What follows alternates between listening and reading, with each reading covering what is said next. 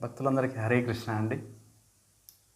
ప్రస్తుతం ప్రయాగరాజులో మహాకుంభమేళ జరుగుతుందండి. ఈ మహాకుంభమేళ 144 సంవత్సరాలకి ఒక్కసారి వచ్చే ఈ మహాకుంభమేళ, అది కూడా ప్రయాగరాజులో మాత్రమే జరుగుతుంది. 4 చోట్ల కుంభమేళ 12 సంవత్సరాలకు ఒకసారి జరుగుతూ ఉంటుంది, రొటేషన్ అవుతూ ఉంటుంది. హరిద్వార్లో, నాసిక్లో, ఉజ్జయినిలో మరియు ప్రయాగరాజులో. సరే, ఈ ప్రయాగరాజు యొక్క మహాత్మ్యం గురించి ఒకసారి మనం చెప్పుకుందాం. శ్రీ పద్మపురాణంలో ఏం చెప్పబడింది, భరతవర్షంలో ఎన్ని రకాల తీర్థాలు ఉన్నాయి, అన్నిటికి కూడా రారాజు ప్రయాగరాజు. ఈ భరతవర్షంలో అసంఖ్యేయమైన తీర్థాలు ఉన్నాయి. ఈ ప్రతి తీర్థం కూడా సంవత్సరానికి ఒకసారి ప్రయాగరాజు దగ్గరికి వెళ్ళి తమ యొక్క పన్నుల్ని సమర్పించుకుంటారు. ఇలా సామంతరాజు, చిన్న చిన్న రాజులు వెళ్ళి మహారాజు, చక్రవర్తి, ఎవరైతే సామ్రాట్ ఉన్నారో ఆయన దగ్గరికి వెళ్ళి సంవత్సరానికి ఒకసారి పన్నులు సమర్పించుకుంటారు. అలాగే భరతవర్షంలో ఎన్ని రకాల తీర్థాలు ఉన్నాయి, అన్నీ ప్రయాగరాజుని సేవిస్తాయి, తమ తమ పన్నుల్ని సమర్పించుకుంటాయి.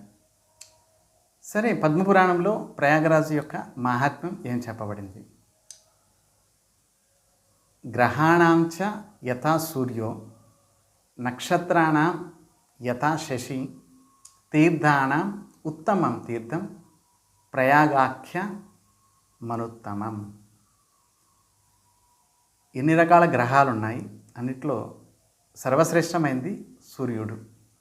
నక్షత్రాలు, ఎన్ని రకాల నక్షత్రాలు ఉన్నాయి, అన్నిట్లో కూడా సర్వశ్రేష్టమైన వాడు చంద్రుడు. శశి అంటే చంద్రుడు.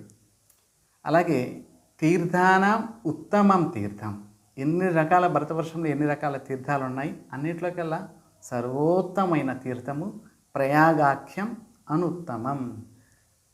కనుక గ్రహాణాంచ యథా సూర్యో నక్షత్రాణం యథా శశి తీర్థానాం ఉత్తమం తీర్థం ప్రయాగాఖ్య అనుత్తమం.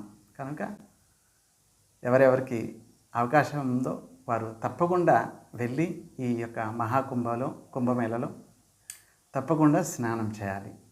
ఈ యొక్క సర్వోత్తమైన తీర్థము, అన్ని రకాల తీర్థాలు వెళ్ళి పన్నులు సమర్పించుకుంటాయి ఈ తీర్థరాజుకి.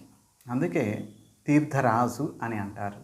ఎక్కడైతే గంగా, యమున, సరస్వతి 3 నదులు వెళ్ళి కలుస్తాయో త్రివేణి సంగమము అని అంటారు. త్రివేణి, త్రి అంటే 3, వేణి అంటే ఎలా ఆడవారు జడ వేసుకున్నప్పుడు వేణి అంటే జడ, 3 పాయలు ఎలా ఒకదానికొకటి పెనివేసుకొని కలిసి వస్తాయి జడ వేసుకున్నప్పుడు. అలాగే ఈ 3 నదులు గంగా, యమున, సరస్వతి గుప్త రూపంలో 3 నదులు కూడా ఇక్కడికి వచ్చి కలిశాయి. అందుకే త్రివేణి సంగమము అని అంటారు. తప్పనిసరిగా ఎవరెవరికి అవకాశం ఉందో వారు తప్పనిసరిగా వెళ్ళి ఈ యొక్క త్రివేణి సంగమంలో స్నానం చేయడం సర్వోత్తమం. అన్ని పాపాలు హరించిపోతాయి. కనుక 144 సంవత్సరాలకి ఒకసారి వచ్చే ఈ మహాకుంభం మేళం తప్పకుండా వెళ్ళి స్నానం చేయడం సర్వోత్తమం. ఇది పద్మపురాణంలో శ్రీ ప్రయాగరాజు యొక్క మహాత్మ్యం చెప్పుకున్నామండి. హరే